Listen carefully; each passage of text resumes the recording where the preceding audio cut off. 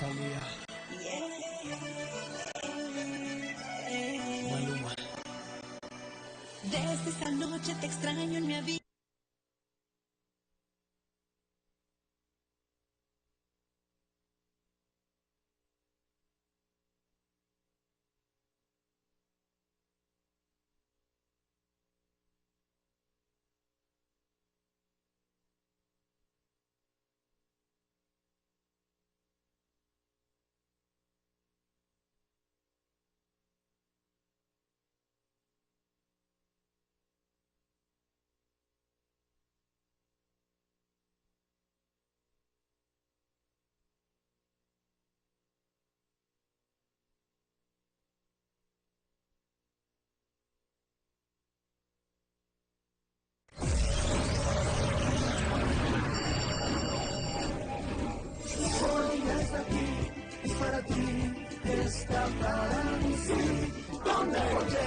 De Colombia con su tecnología y metodología tendrás la educación que tú querías. Hoy está aquí, es para ti, está para mí, sí. Te acerca la universidad para que vayas más allá.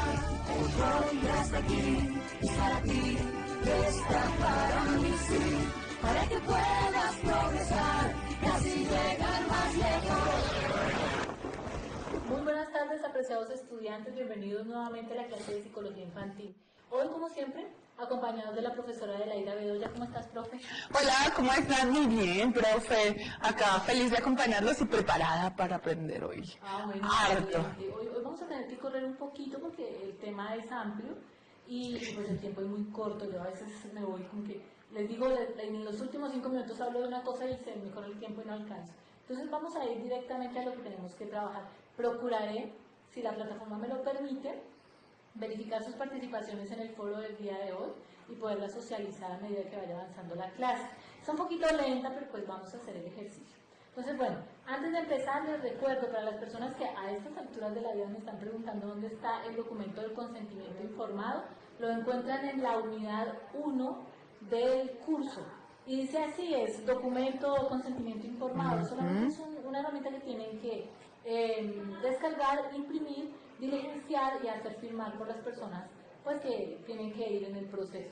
Se va a hacer un seguimiento a un estudiante durante todo nuestro momento 2 y es probable que ese estudiante vaya a requerir acompañamiento durante un buen tiempo. Entonces, este niño no solamente es un niño para acompañar ahorita, como les dije en las primeras sesiones, es un niño que vamos a estar acompañando tal vez durante 2 o 3 semestres. Qué chévere, eso es un reto muy interesante.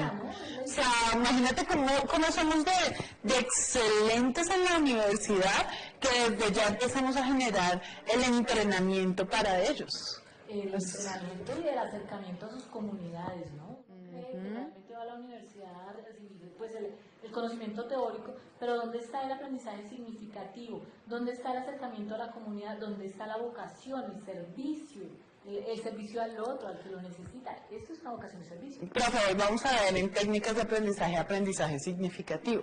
Y esto es una tarea de aprendizaje significativo. Por supuesto, muy chévere. Es aprender haciendo, ¿no? Nada sacamos con leer la historia del desarrollo del ser humano ontogenéticamente y realmente no traerlo a la práctica. A veces uno es padre de familia y no tiene ni idea de que lo que está aprendiendo teóricamente también es aplicable a sus propios niños, ¿no? O ponerse en el rol, de pronto hay muchos que ya están trabajando como docentes, pero hay otros que nunca han tenido ese acercamiento, entonces van a empezar a generar las habilidades para hablar con los padres, para trabajar con un niño, y eso no se los da de otra manera, eso no se los da la teoría, se los da la práctica. El acercarse a la comunidad. Listo, entonces sin más preámbulo vamos a las diapositivas. Vamos a empezar por favor con nuestro tema del día de hoy. Bien, vamos a revisar las tareas de la unidad 2, no sé si el máster nos las pueda presentar, excelente. En la sesión anterior había quedado pendiente todo lo relacionado con las tareas de la unidad 2, hay personas que hoy en día me dicen es que no entiendo, bueno, no sé, de pronto no entienden porque no se han tomado el tiempo de leer con exactitud los pasos de la tarea número 2. Lo primero que hay que hacer, bueno, es prepararse para la evaluación de la unidad, es corta y es una evaluación muy sencilla, una evaluación que no les va a tomar mucho tiempo. Tiene 2 oportunidades como las demás evaluaciones. La tarea de la unidad, la tarea gruesa pues de la unidad, es para seguirla realizando en los mismos grupos de trabajo organizados para la primera unidad. Entonces vamos a hacer el seguimiento al mismo niño que venimos realizando seguimiento. Y las preguntas son, ¿a qué edad y cómo se llevan a cabo los procesos de locomoción inicial? Resulta que para esta tarea ustedes deben ingresar a un libro cuyo drive coloqué ahí en plataforma y ingresar a ese enlace, leer el libro, de acuerdo, incluso les coloqué la página, profe, ¿no? Entonces página 115 creo que es. Está relacionada con todo lo que es el desarrollo de la edad entre los 0 y 3 años. Allí van a encontrar absolutamente todo lo relacionado teóricamente, ustedes lo deben leer y ahí sí pueden ir a elaborar su tarea. ¿A qué edad y cómo se lleva a cabo los procesos de locomoción inicial? Allí les muestran a qué edad más o menos debería levantarse un niño, ponerse bípedo, qué sé yo, adquirir el control de cefálico, bueno. ¿Cómo influye el ambiente y la interacción social en el desarrollo motor del infante? Pues desde lo que leyeron allí, desde sus conocimientos previos, haciendo por supuesto citas, porque este es un documento Word, se me lo van a entregar un documento Word, no, este no es, perdón, esta es una presentación, y qué pena con ustedes, esta es una presentación en PowerPoint, entonces me van a de todos modos a relacionar allí de pronto alguna cita o algún elemento que sacaron teóricamente para poder responder a la pregunta y me van a contestar, bueno, de acuerdo al desarrollo social del niño que venimos trabajando, estas son las características, cómo ha influido la interacción social para que este niño desarrolle su aspecto motor grueso, fino, etc. La tercera pregunta es, ¿qué características importantes del desarrollo motor es necesario mencionar del niño que viene observando? Pues porque probablemente hay ciertas características de su desarrollo que ustedes encontraron en el libro y que no se las estoy preguntando específicamente en el trabajo. Por ejemplo, que el niño no pudo nunca o no puede realizar saltos, que el niño se le dificulta muchísimo caminar en punta de pies. De hecho, eso se les llama, o los niños que caminan permanentemente en punta de pies o muy prolongadamente en punta de pies, se le denomina, tiene pie equino. Entonces, resulta que el niño que le estoy haciendo acompañamiento tiene pie equino, menciónenlo ahí, hace parte del desarrollo motor del niño. Bueno, todas las características que ustedes vean en torno al desarrollo motor, motor fino, motor grueso. Dice acá, en el siguiente punto, por ejemplo, ¿a qué edad tuvo control cefálico el niño? Menciónenlo en las diapositivas. Si pueden colocar una foto bien, si no, pues no. Pero bueno, de pronto él no tuvo control cefálico sino hasta los 8 meses. De pronto el control cefálico sí fue más o menos a los 3 meses. Coloquen todas esas indicaciones que eso hace parte de comprender cómo se da el desarrollo motor de los niños a cierta edad. ¿Cómo fue el proceso de gateo? Si gateó en 4, si gateó arrastrándose de cola, esas particularidades. Ustedes van a decir, pero ¿qué importancia tiene que haya gateado? Porque es un arrastre de cola. Pues resulta que los niños que se arrastran de cola, que no gatean en 4, pues son un poco más torpes en la medida en que se van desarrollando motrizmente a nivel grueso. Y entonces son los niños que se les dificulta la educación física, por ejemplo, o un poco torpes a la hora de hacer ejercicios de danza. Profe, ahora tú que dices eso, yo no me he puesto a preguntarle a mi mamá y lo voy a hacer si yo gateé cola, porque soy mala para las cosas. Sí, señora. A un estudiante en otra universidad que me preguntó alguna vez cuando hablamos al respecto, me pregunta al estudiante, profe, resulta que yo me tropiezo con todo el tiempo, yo soy muy torpe, yo voy caminando y me tropiezo, yo voy bajando una escalera y me resbalo, y le dije yo, ¿tú has preguntado si tú gateaste en 4, si adoptaste una postura en 4 para gatear? Sí. Luego viene y me dice, no, profe, resulta que yo no gateé en 4, yo me arrastraba de cola porque mi madre me tenía en un sitio muy pequeño para tener mi desarrollo, para observarme, para que no tuviera problemas, y allí no tenía la oportunidad de gatear en 4, entonces yo no gateé en 4. Yo le dije, pues ahí está el asunto. Resulta que a nivel cerebral se presentan todas esas conexiones en relación al desarrollo, y cuando no logramos alcanzar esas conexiones, pues vienen las consecuencias a largo plazo. Oh, pero mira que ya, 2 segundos. Por ejemplo, mi mamá, yo les he contado que mi mamá tiene muletas porque tiene secuelas de polio. Como yo fui la primera hija, yo siento que con ella le tocó aprender conmigo de cómo me iba a tratar y cómo me iba a desarrollar, porque mis hermanas no tienen esas dificultades. Y con los nietos ella ya es más fácil moverse. En cambio, yo sí soy un desastre, o sea, en fútbol, en todo, motormente, no. Pues es que el primer hijo es el experimento siempre, profe.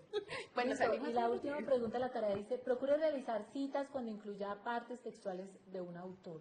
Siempre, así sea una presentación, así sea un elemento Word, así sea lo que sea, por favor procuren citar, porque es que esto ya está escrito. Lo que estamos haciendo es aplicar los aspectos teóricos. Ahora, después de haber revisado estos puntos, si ustedes tienen unas inquietudes aún más específicas, ustedes me envían el mensaje interno. No me vayan a colocar, profe, es que no entiendo nada, porque la persona que me dice no entiendo nada es la que no ha leído la tarea. Cuando yo tengo nociones, yo hago la pregunta concreta y le digo, profe, mira, en tal punto tú me pides tal cosa, pero no entiendo si es esto o es esto. Entonces yo ya muy explícitamente le voy a responder. ¿Listo? Entonces vamos a hacer ese ejercicio con la unidad 2. Recuerden que está por vencerse la unidad 2. Venimos todos más o menos al mismo ritmo. Entiendo para las personas del bloque B que ha sido un poco pesado este proceso, pero ya a partir de esta semana ya empieza a volverse un poquito más liviano el trabajo. En mi plataforma, en mi curso, realmente las actividades son elementales. Les estoy dejando una actividad y una evaluación, no más que eso. Porque yo sé que les toca duro, pero yo también tengo que cumplir, tengo que tener herramientas de calificación, de evaluación de su proceso. Entonces, no les puedo colocar notas si no hay un trabajito. No les puedo asignar una calificación si no hay por lo menos una evaluación. Entonces, para no ponerlos a hacer muchos trabajos, pues se lo estoy manejando de esa manera. Listo, perfecto. Esta es nuestra pregunta orientadora del día de hoy. Les recuerdo, procuren participar en los momentos en que estamos en clase, ¿no? Porque imagínense que desde anoche tengo participaciones y todavía no hemos hecho la teleclase. Es bien curioso, pero bueno. Entonces, Muy motivados, están muy sí, motivados. muy motivados. Pregunta orientadora del día de hoy. ¿La leo, profe? Sí, dale. ¿Por qué es importante para el docente conocer y aplicar las escalas del desarrollo infantil y pruebas de tamizaje? Wow. Bueno, hoy lo que vamos a hacer es hacer revisión a lo que son una prueba de tamizaje que es la que vamos en algún momento a usar para observar. Y vamos a hacer una revisión breve a una escala de desarrollo infantil. ¿Por qué es importante? Porque nosotros necesitamos empezar a comprender las diferencias individuales en el desarrollo del niño para poder realmente ser asertivos a la hora de diseñar una clase en nuestros cursos.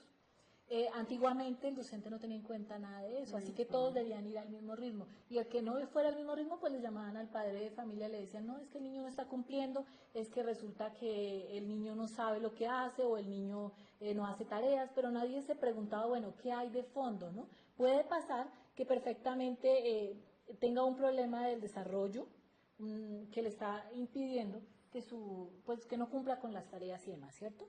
Sí, eso ocurre en muchas ocasiones, de que somos muy buenos o antes se hacía, porque han tenido, todavía estamos trabajando en ello, y por eso es importante la formación de ustedes en esto, para identificar, nosotros como docentes casi siempre somos los primeros que identificamos, ok, algo, no es que se diga algo no está bien, sino algo no está en el curso normal, podríamos decirlo. Porque cuando hablo de anormal suena muy feo y muy odioso, y clasificar o diagnosticar, a pesar de que considero que la psicometría es muy importante y que son importantes las pruebas, a veces nos quedamos hasta en el diagnóstico y hasta ahí llega el niño, la niña, el adolescente, y no. Entonces, es importante que ustedes se instruyan en esto, no solo para que conozcan, sino también para que ayuden, porque muchas veces ustedes tienen el mayor alto grado de escolaridad. Los padres, algunos no fueron a primaria, algunos no fueron al bachillerato, muchos, a pesar de que tengan hasta un profesional o un posgrado, no identifican qué es lo que pasa o qué es lo que ocurre. Y ahí es donde nosotros tenemos que identificar y tenemos que ayudar en este proceso, porque entre más temprano lo hagamos, mejor va a evolucionar y mejor vamos a poderlo ayudar en su proceso. Correcto.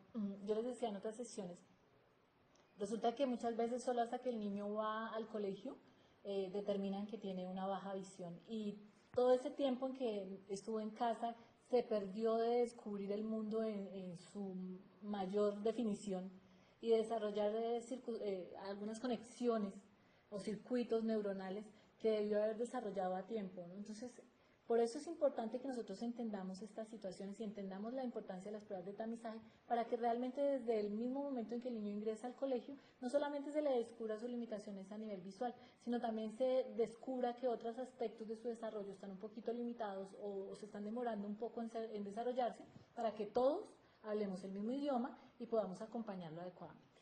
Muy bien. Entonces, empecemos por este término, profe, que lo habíamos dejado en la sesión anterior, y es plasticidad neuronal. Entonces, quiero definirlo. Y lo voy a definir de esta manera. Esta es una definición más mía que de cualquier autor, porque así lo entiendo yo. Capacidad que tiene el cerebro para adaptarse, desarrollar nuevas conexiones e incluso cambiar su estructura en pro de la supervivencia. Y entonces, Para adaptarse, sí. para adaptarse. Entonces yo quiero que los estudiantes hagan una idea, o sea, hagan una idea de que nuestro cerebro es básicamente nuestro motor, ¿no? Aparte pues del corazón, pero el cerebro permite que todo el cuerpo funcione adecuadamente y en el orden que debe ser. Cuando a veces por situaciones de la vida, por condiciones específicas del embarazo, por situaciones específicas del parto, el niño presenta de pronto una anoxia, qué sé yo, en donde la limitación del oxígeno hace que tenga dificultades a nivel de cerebro y se presentan las famosas, ¿cómo se le llama eso, profe? Cuando el cerebrito de pronto sufre una lesión cerebral. Pues sí, es lesión cerebral. Son lesiones que pueden tener diversas magnitudes. Resulta que empiezan a presentarse las limitaciones, ¿no? Entonces, desde chiquitos empieza a verse que de pronto el niño no tiene desarrollados sus reflejos, su reflejo de succión, o que llega, por ejemplo, al año de vida y todavía tiene un famoso reflejo que de pronto algunas mamás han escuchado, y es el reflejo de Babinski, que es el reflejo del pie, la planta del pie que se debe perder en la medida en que el niño empiece a hacer apoyo para empezar a levantarse. Que madura su cerebro. Profe, mira que es muy interesante porque como estos estudiantes debieron haber visto vida universitaria, en vida universitaria, en la unidad 1, en material complementario les subí el video de una conferencista en TEDx, que ella sufrió una lesión cerebral cuando era bebé porque sus padres eran consumidores de sustancias psicoactivas. Y ella misma cuenta todo el proceso que tuvo de vivir, que la cabeza se le iba, que no podía adquirir el movimiento, el desplazamiento. Va mostrando todo el proceso, ojalá puedan retomarlo y mostrarlo. Igual te voy a enviar el video, es muy bueno. Y eso es lo que nosotros tenemos que ver.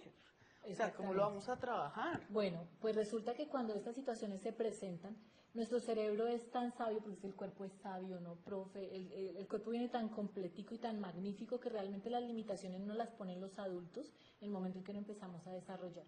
Nuestro cerebro es tan magnífico que en el momento en que tiene una necesidad y necesita suplir esa necesidad, empieza a generar nuevas conexiones para poder adquirir las habilidades que le permitan al cuerpo sobrevivir. A eso se le llama plasticidad neuronal. Volvamos a la diapositiva, por favor. Entonces, volvámoslo a revisar. Capacidad que tiene el cerebro para adaptarse, desarrollar nuevas conexiones e incluso cambiar su estructura en pro de la supervivencia. Desarrollar nuevas conexiones significa que a usted le puede faltar la mitad del cerebro, pero resulta que tiene la necesidad obligatoria de desplazarse y necesita que haya un área de desplazamiento motriz allí. Y se va a aprender a desplazar. El cerebro se organiza para que definitivamente usted pueda empezar a desplazarse. Una cosa que también a veces, y doy un tip, a veces ustedes dejan de lado y deben preguntar, sobre todo para esta tarea, es si el niño o la niña tuvo una fiebre alta, porque es una característica común, que hay un evento, una situación o una enfermedad y a partir de ahí se empezó a generar o de pronto el retraso de motor o demás. Es importante ver esas situaciones, sobre todo la fiebre es muy común. Una fiebre alta puede llegar a provocar lo que nosotros denominamos, mira, se me bloqueó en este momento. ¿Convulsiones? Bueno, puede generar convulsiones o hay enfermedades específicas que se muestran a través de la fiebre, no sé, en este momento la meningitis, la meningitis bacteriana o la meningitis viral. Por experiencia puedo hablar de la meningitis bacteriana y es una inflamación de todo lo relacionado con el sistema nervioso central, incluyendo el cerebro y la médula espinal. Si no es tratada a tiempo puede provocar una lesión cerebral significativa o dificultades para el desarrollo motor, el desarrollo de la audición o el desarrollo del olfato. Puede pasar que haya niños que la hayan padecido y cuyo tratamiento no fue el mejor y las secuelas son a largo plazo. Hay niños que al recibir el tratamiento pueden mejorar la situación de su condición y su desarrollo, sí, aunque más lento, sí puede mejorar considerablemente. Entonces, la fiebre, las gripas permanentes incluso, el haber sufrido viruela, el sarampión, cualquier tipo de situación de esas en la infancia puede tener algún tipo de secuela cerebral. Entonces hay que mencionarlo y hay que describirlo en las tareas, porque eso les va a dar luces de cuál es la situación por la cual el niño no rinde académicamente. Debe haber una razón de orden, puede ser biológico, puede ser social, puede ser, no sé, puede ser de relación familiar, pero hay una razón para que el niño no esté rindiendo físicamente. O que el papá o la mamá le pegó muy duro y Por eso, después de puede esa haber de vez... pronto violencia, sí puede Sí. haber situaciones. Entonces volvamos a las diapositivas para verificar nuestro cerebrito del día de hoy y aprender, por ejemplo, cosas básicas. Nuestro cerebro tiene ciertas áreas, y lo están viendo, no sé si lo están viendo en este momento, Máster, por favor. Gracias. Tiene ciertas áreas específicas en donde se desarrollan las habilidades, ¿no? Por ejemplo, en la parte de atrás, en la parte occipital, es decir, la parte de atrás de su cabeza, se desarrolla el área de la visión. Ya la profe, pues para los antiguos, ¿no? La profe de la les ha hablado varias veces de eso. Y la corteza motora también está atrás. Ok, ciertos aspectos de la corteza motora, pero resulta que también en la parte de adelante del cerebro, es decir, a nivel de su frente, también hay ciertas funciones en donde se regula el comportamiento. O sea, hay corteza motora ahí atrás, en la parte de atrás de la cabeza, y en la parte de enfrente también hay ciertas funciones donde se regula el comportamiento. Por ejemplo, en la parte de arriba de su cabeza encuentran las funciones motoras específicas, como por ejemplo el caminar, el escribir. Entonces, una lesión allí perfectamente puede limitar las posibilidades de que el niño aprenda a coger un lápiz o pueda desarrollarse adecuadamente en una clase de educación física. Por ejemplo, una lesión en la parte, digamos que a nivel de su nariz, pero dentro del cerebro, en donde está el área de Broca, puede hacer que el niño se le dificulte hablar y entender lo que le dicen, adquirir el lenguaje. Sí. O puede pasar que una lesión en el área de Wernicke, que es específicamente como en arriba de su oído izquierdo o derecho, ¿cuál será, profe? Yo creo que es como el derecho, no sé cómo se Sí, no me acuerdo bien. Entonces, arriba de su oído, a nivel del cerebro, queda un área que se llama el área de Wernicke. Una lesión allí puede hacer que el niño no integre adecuadamente las sensaciones que recibe el ambiente. Entonces, puede ser que se presente que no puede ver los colores adecuadamente. ¿Cómo se le llama a esa enfermedad, mi profe? Daltonismo. O que no entienda, o que se pueda comunicar con los demás, pero que no entienda lo que los otros le están diciendo. Exactamente, ese tipo de cosas. Y entonces usted va a decir, pero como este niño yo le mando a que traiga el borrador y va y lo busca y no lo encuentra, ¿qué tal el niño no le está entendiendo lo que usted le está pidiendo? Es que hay muchas situaciones a nivel biológico que son coherentes con las dificultades en el proceso de aprendizaje. Ya que hablas del daltonismo, a ellos les cuesta mucho, porque en primaria todo es por colores. Exactamente. Entonces es tremendo y casi siempre empiezan a bajar académicamente y entonces empiezan a generar los problemas, pero nadie piensa en daltonismo. Exactamente. Entonces, no estamos diciendo que los vamos a estigmatizar ni nada, eso solo estamos aprendiendo, ¿cierto?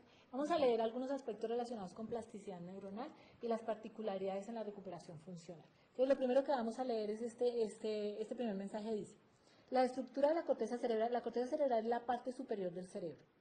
Cambia permanentemente en respuesta al entrenamiento, a la estimulación conductual y motriz. ¿Qué quiere decir? Que su cerebro no es permanentemente el mismo. Está cambiando y está desarrollando conexiones en la medida en que usted va aprendiendo o se va entrenando en torno a una habilidad. por ejemplo, Por ejemplo, súbase por primera vez al Transmilenio y luego después de 6 meses evalúe si usted es el mismo al subirse al Transmilenio que hace 6 meses. habría que hacer una prueba de imagen de su cerebro y muy seguramente se vería diferente. Y solamente con la conducta, uno empieza como permiso, se le pasan 3, 4 Transmilenios. 6 meses después uno dice permiso, pero va metiéndose y va llegando. Listo, me hace recordar la profe cuando el niño aprende a subirse a un pasamanos. Ajá. La primera vez va a ser difícil, pero en la medida en que hace el entrenamiento, lo va a lograr hacer con gran facilidad y su cerebro se va a modificar. Vamos a la siguiente lectura. La corteza cerebral involucrada en las funciones lingüísticas es sensible a la experiencia y a las necesidades y también puede ser modificada. Es decir, el niño, a medida que va aprendiendo nuevas palabras y va aprendiendo a usarlas en su lenguaje cotidiano, su cerebrito va cambiando y va adquiriendo nuevas conexiones. Entonces, generalmente uno no puede decir que el niño tenga dificultades de lenguaje. La profe nos decía en la clase anterior, tiene hasta los 12 años para adquirir habilidades básicas. El problema es que el medio no le garantiza la estimulación suficiente para que pueda desarrollar. Entonces, la escuela es llamada a desarrollar también lenguaje. Entre más rico sea el lenguaje del maestro, probablemente más rico sea el lenguaje del alumno, porque los niños aprenden escuchando y por aprendizaje vicario, ¿cierto? Y la última dice, la plasticidad neuronal necesita de tener necesidades prioritarias y un ambiente rico en estimulación. Si yo no tengo la necesidad de caminar, no voy a aprender a caminar. Si no tengo la necesidad de aprender a comer yo solo con mi cuchara, no voy a aprender a usar una cuchara. Si no tengo la necesidad de aprender a lavarme los dientes, no lo voy a hacer. Requiere una necesidad del ser humano para aprender nuevas habilidades. y requiere que el ambiente le enseñe, lo estimule. Sí, el entorno siempre va a generar un impacto en su desarrollo tremendamente. O sea, hay muchas veces que nosotros damos por sentado que podemos o que no podemos lograr, pero uno ve muchos niños que aprenden muchas cosas, pero que están desarrolladas por el entorno. Nuevamente recuerden que no se trata de sobreestimular, ¿no? O sea, no es que va a estar, tiene 3 años, pero tiene clase de piano, tiene clase de violín, tiene natación, equitación y trampolín, no sé, algo así. O sea, tampoco, si sobreestimulamos, también hacemos un mal proceso para los niños. Exactamente. Y los saturamos, ahorita estamos hablando de estrés infantil. Sí, estamos hablando de Imagínense. estrés infantil cuando en nuestras épocas el estrés infantil era La un correa de la absurdo. mamá. Sí, eso era absurdo. Listo, vamos a seguir, profe, porque me tiene que alcanzar el tiempo Sí, sí, para sí. leer algunas respuestas de los estudiantes en el foro. Entonces, bueno, miren, en cuanto a pruebas TAMIS y pruebas de desarrollo, existen ciertas áreas que se evalúan y que es importante que ustedes las tengan en cuenta. Entonces, existen las áreas de evaluación en cuanto a desarrollo motor, lenguaje, psicosocial y adaptativo en el infante son: primero, desarrollo motriz. ¿Qué es lo que evalúa o qué es lo que debe tener en cuenta un docente cuando aplica una prueba TAMIS en su aula en cuanto al desarrollo motriz? Coordinaciones motrices, fina y gruesa, de acuerdo a la edad cronológica. Es decir, no le podemos pedir a un niño de 2 años que ya sepa leer y escribir, pero sí que tenga cierto nivel de agarre en las manos, lo suficientemente desarrollado, tal vez en pinza, Ajá. para empezar a tomar el lápiz. Entonces, de acuerdo a la edad, vamos mirando el desarrollo motriz. Sí, El porque un desarrollo- lápiz a un niño de 2 años es peligroso. Pues a la mía yo le suelto el lápiz y ya está aprendiendo a tomarlo adecuadamente. Ay. Pero entonces todo con acompañamiento, no se lo clave por allá donde no debe. Listo, desarrollo del lenguaje. ¿Qué se mira en el desarrollo del lenguaje? Todo lo relacionado con la vocalización, las palabras, el lenguaje articulado, de acuerdo a la edad. Yo les decía en la sesión anterior, un niño de 2 años y medio máximo maneja el concepto de 70 palabras aproximadamente, en un desarrollo normal. Si tienen menos palabras es o porque su ambiente no es el más rico en términos de lenguaje, ¿cierto? Los papás Sí. hablan poco, no manejan buen léxico, o porque hay alguna situación a nivel de su cuerpo, biológicamente, que le está impidiendo desarrollar ese lenguaje que ya debería manejar. Desarrollo psicosocial. ¿Qué debe evaluar un docente? De acuerdo a la edad del niño, debe evaluar cosas como control de esfínteres, independencia, conducta personal y social. Se requiere de alguna manera que cuando el niño entra a su edad escolar ya haya como los primeros pinitos en torno a control de esfínteres, por ejemplo. Si todavía hay enuresis, encopresis, que es que se le salga su popó y sus orines sin control, debe haber una situación médica que hay que evaluar. Entonces, ¿qué debe hacer el maestro? Pedirle a los padres que los lleven al médico, ¿cierto? O si ya los había adquirido y los Los deja ya. perdió por ir al colegio, por miedo, porque el aula no es lo suficientemente pues, rica en protección. Y el desarrollo adaptativo, ¿qué es lo que se determina en el desarrollo adaptativo para el docente? Que haya habilidad para utilizar adecuadamente la dotación motriz en la solución de problemas prácticos. Entonces, que el niño pueda desplazarse para solucionar algún problema, que el niño pueda coger ciertas herramientas y usarlas para solucionar alguna situación.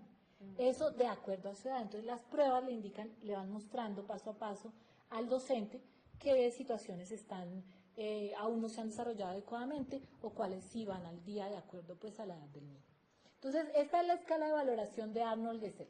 Esta escala yo se la voy a dejar en su plataforma esta semana que viene. Aquí básicamente le dice por edades lo que el niño debería aprender o saber. Por ejemplo, a los 30 meses le desarrolla motricidad, le evalúa motricidad gruesa, motricidad fina, aprendizaje, lenguaje y desarrollo psicosocial. Y le indica algunas cosas que el niño debería hacer para ese momento. Por ejemplo, a ustedes incluso a los papás cuando llevan a su niño a crecimiento y desarrollo les preguntan cosas relacionadas. Entonces, a los 13 meses, ¿qué debería hacer en motricidad gruesa? Que es la primera. Debería realizar marcha en punta de pies, en forma adecuada, debería caminar hacia atrás. A los 30 meses, ¿eso como qué edad es mi profe? 30, 24, 2 años y 6 meses. Probablemente 2 años y medio debería poder caminar hacia atrás. Debería intentar pararse sobre un pie. Intentar, no quiere decir que lo pueda hacer todavía. Podría estar haciendo salticos en los 2 pies. Podría subir y bajar escaleras colocando los 2 pies sobre el escalón. Entonces, si el niño cumple estos requisitos, pues va como a un nivel más o menos adecuado. Pero si hay falencias, entonces, ¿qué debemos hacer como maestros? Uno, tratar de llevar al niño con paciencia y dos, empezar a estimular y pedirle a los padres que empiecen a estimular estas cosas, es que esto se desarrolla. Entonces, ¿cómo va el niño a poder subir y bajar escaleras si todavía no ha subido la primera, cierto? Pues hagamos el ejercicio, hagamos el ejercicio.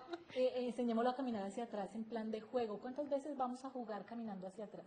Yo veía una vez un comercial que me gustó mucho en un canal de niños y decía, vamos a hacer una carrera, ¿no? Y entonces todos se preparaban para la carrera. Pero entonces esta vez la carrera va a ser al paso de la tortuga. Uy. Entonces todos deberían caminar lo más lento posible. ¿Qué situaciones se estaban desarrollando allí? La paciencia, la competitividad y el equilibrio. Porque es que llevar, sí, el control del cuerpo, llevar un piecito a la vez y sostener el otro en el aire y bajar ese para luego poner el otro en el aire, es un juego, pero es un juego en el que tú estás estimulando aspectos del desarrollo motor y adicionalmente aspectos del desarrollo psicosocial.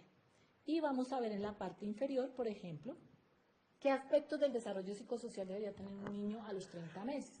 Entonces, por ejemplo, poner las cosas en su lugar, ordenarlas cuando tú se lo pides, ¿no? Ah, sí, eso sí, es más bonito, ahí ya uno lo va entrenando a que traiga el control, a que traiga las cosas. Empujar juguetes con buena dirección, ¿no? Bañarse las manos y la cara él solito. Más o menos a los 30 meses. Bueno, que mi hijo todavía no hace eso, ya tiene 31 meses, pues a estimularlo de una. Con esto usted empieza a saber qué actividades puede desarrollar incluso en su aula de clase, por ejemplo, los que trabajan con primera infancia o con niños hasta segundo de primaria, y los puede ir adaptando a sus condiciones escolares. Mira, acá hay 42 meses. La escala de Gesell, que este señor Gesell es el mismo del cuadrito Gesell de nuestra psicología. Un psicólogo y médico. Eso les va a servir mucho y lo van a encontrar en plataforma. Voy a ir rápidamente a leer por lo menos una de sus participaciones para que estemos a tono, ¿cierto? Con la pregunta orientadora del día de hoy. Por ejemplo, esta respuesta es de, segundito, esta respuesta es de Yolanda Maritza Fuertes. Entonces ella nos dice, ¿por qué es importante para el docente conocer y aplicar escalas de desarrollo infantil y pruebas de tamizaje? Y ella nos responde, bueno, buenas noches. Esto es importante porque de este modo podemos conocer el desarrollo mental, físico, cognitivo en sí. Podemos saber si el niño se está desarrollando de manera adecuada y armónica, como también es importante la aplicación de las escalas para poder detectar alguna anomalía en su proceso de crecimiento y en todos los aspectos de su vida. Muy bien, sí está bastante relacionado. Por ejemplo, vamos a leer otra de las participaciones del día de hoy, me voy a ir a las últimas.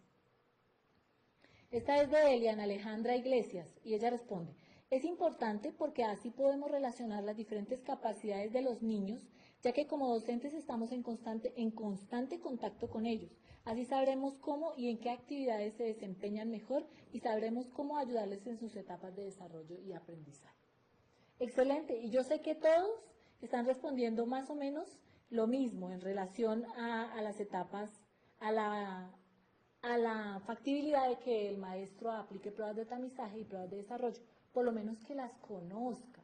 Si no las va a aplicar, bueno, pero conózcalas porque son importantísimas en su quehacer. Entonces, esta que vamos a leer o que vamos a revisar en los últimos minuticos es nuestra prueba tamiz para identificar necesidades educativas transitorias. Esta prueba tamiz es una prueba que se ha venido aplicando a nivel de distrito Bogotá durante muchos años, relacionada con la detección de necesidades educativas, como lo dice ahí, transitorias, que es lo que nosotros hemos venido manejando.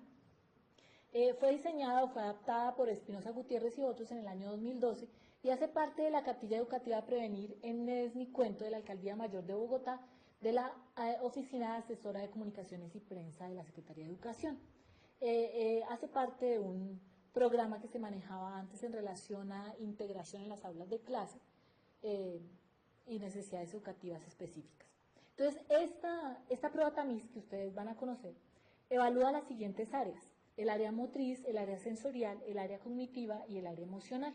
En el área sensorial le permite al maestro hacer una revisión a las áreas visual, auditiva y del lenguaje del niño. Eso está en el área sensorial. ¿Por qué el cerebrito? Bueno, porque todas estas áreas se desarrollan en el cerebro. De no ser por nuestro cerebro, estas áreas no se desarrollarían. Entonces ya saben, área motriz, área sensorial, área cognitiva y área emocional. Son básicamente las 4 áreas que evalúa nuestra prueba tamiz. Se califica de 0 a 4. ¿Cómo? Cuando el niño no tiene nada de esa conducta, nunca. Cuando el niño tiene o desarrolla algunas veces alguna conducta que le están preguntando en la prueba, pocas veces. Y así sucesivamente hasta el 4, que es el más alto, que quiere decir que el niño siempre tiene una conducta. Mire, ahí en la parte de enfrente de la diapositiva, en la parte izquierda de su pantalla, van a encontrar cómo se define cada una de las opciones de respuesta. Nunca, pocas veces, a veces, casi siempre y siempre. Y esta es más o menos la prueba Tamis. Viene así. Entonces, por ejemplo, en el área del lenguaje, le va a arrojar una serie de preguntas y enfrente está la N, que es de nunca, la PB, que es de pocas veces, a veces, casi siempre y siempre. Cada una de esas opciones tiene un puntaje, ya lo mencionamos anteriormente. El siempre tiene un 4, ¿cierto? Y el nunca siempre tiene un 0. ¿Por qué? Porque al final vamos a hacer la suma de los números que nos dé, pero eso lo vamos a hacer más adelante. Lo que quiero es que la conozcan. Entonces, por ejemplo, en el subárea del lenguaje le preguntan cosas como: presenta lenguaje a nivel verbal o escrito sin sustituciones, omisiones o inversiones. ¿Qué son sustituciones, omisiones o inversiones? Bueno, sustituciones que cambia la R por la L. Entonces, en lugar de decir ratón, dice latón, ¿cierto? En el lenguaje verbal. Y cuando lo hacen verbalmente, también lo hacen por escrito. Y usted va a decir, pero ese niño, ¿por qué escribe todo en montón y no deja espacios? Porque así habla. Es que así adquirió el lenguaje. El niño primero debe adquirir adecuadamente el lenguaje oral para luego sí poder escribirlo. De lo contrario, no lo va a hacer adecuadamente. Entonces, si él desde chiquito dice latón, pues va a escribir latón y no ratón. Si dice caro, en lugar de carro, pues va a aprender a escribir el caro. Y así sucesivamente. Hay niños que cambian la D por la B cuando aprenden a escribir. Y es un asunto visual. Está más relacionado con el desarrollo visual. Y hace parte de nuestras necesidades específicas transitorias. Entonces, señora. Lo que yo estoy viendo y que de pronto muchas veces puede generar angustia es que tengo que entender las preguntas para poder generar la respuesta. Exactamente, por esa razón nos vamos a tomar, yo creo que una sesión adicional tal vez, para poder leer toda la prueba y poder explicar cada una de las opciones. Entonces, yo creo que voy a solicitar de pronto una clasecita extra de unos 20 minuticos, la cual les voy a dejar en plataforma, donde les voy a explicar toda la prueba para que ustedes puedan hacer observación y empezar a aplicar pruebas de tamizaje. Vamos a hacer el ejercicio porque es que esto nos va a llenar mucho, nos va a enriquecer mucho en términos de entender el desarrollo del niño y por qué el proceso de desarrollo de un niño puede tener tanta incidencia en su desarrollo escolar. Y sobre todo nuestro rol, ¿no? Sí. O sea, acá nos estamos sumergiendo ya en el rol que nosotros vamos a asumir. Y solo lo podemos hacer a través de la práctica, tenemos que aprender haciendo. Por eso yo creo que les da como susto porque uno empieza, ¿qué era inmersión? Espera, ¿y qué es sustitución? ¿Y qué es inversión? ¿Y qué es omisión? Ah, ok, listo, ya entendí. Porque es que si yo no tengo claro el ítem que estoy leyendo, esa pregunta que voy a evaluar, pues entonces no voy a tener claro cómo No hay problema, su docente los va a acompañar, pero sí quiero que desde ya se den cuenta que ustedes están en un proceso de educación superior y que la exigencia es más alta de la que ustedes venían o estaban acostumbrados, pero que no están solos, ¿sí? Vamos a hacer el ejercicio en conjunto. Entonces, queridos estudiantes, hasta aquí llegamos, nos sobraron como 20 segunditos nomás para despedirnos. Háganlo, así tengan miedo, háganlo con miedo. Enfréntense, por favor, háganlo. Y bueno, muchos éxitos esta semana, que descansen. ¡Feliz puente! Feliz puente. Si eres estudiante